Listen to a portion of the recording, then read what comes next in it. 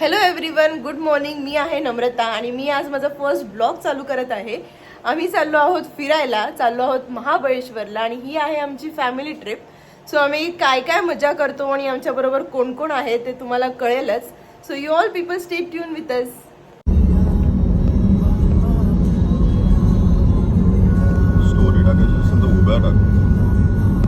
तर बघा आता आमच्याबरोबर कोण कोण आहे फॅमिलीमध्ये.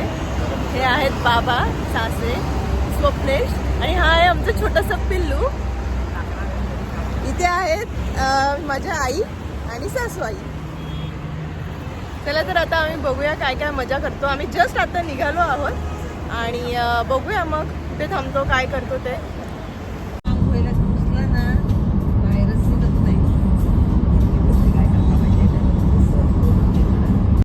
सो आता आम्ही इथे थांबलो आहोत चहा कॉफीसाठी, विठ्ठल कामत तिथे.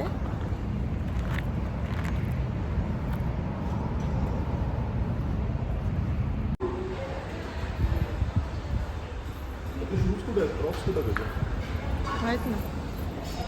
हॅलो. सो आता आम्ही आलो आहोत महाबळेश्वरला. ॲक्च्युली दुपारी आम्ही 3ला पोहोचलो, परंतु बाळ झोपलेलं होतं मांडीवरच आणि त्यामुळे तसंच आम्ही हॉटेलला चेक इन केलं आणि त्याच्यानंतर मग आम्ही थोडा वेळ जेवलो, आराम केला आणि मग निघालो. त्यामुळे ब्लॉग काही करायला मला जमलं नाही. सो आता आम्ही चाललो आहोत वेना लेकला फिरायला. तर दाखवते मग तुम्हाला काय काय आम्ही मजा करतो ते. तर आता आम्ही पोहोचलो इथे वेना लेकला. तुम्ही बघू शकता किती सुंदर आहे.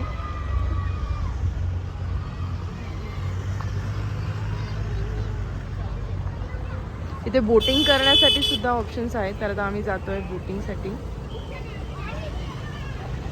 वेना लेकला यायचं म्हणजे येण्याचा म्हणजे एकदम चांगला टायमिंग सांगायचं तर 5 ते 6च्या दरम्यान, जेव्हा आपण सनसेट सुद्धा बघू शकता तुम्ही.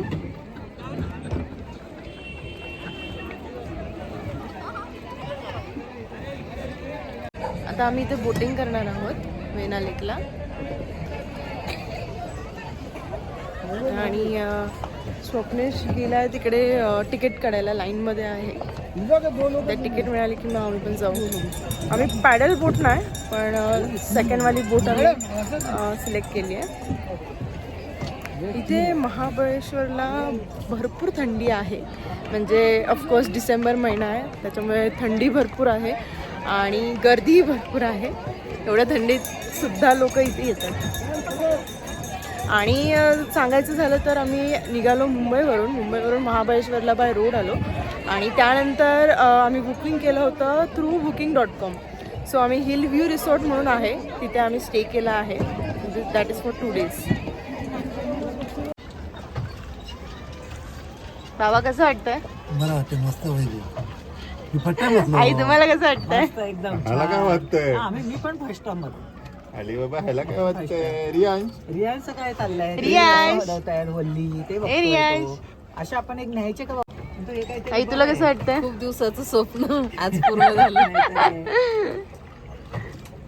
आम्ही पण एवढा वेळ आलो, आम्ही फक्त बाहेरून बघून आलो.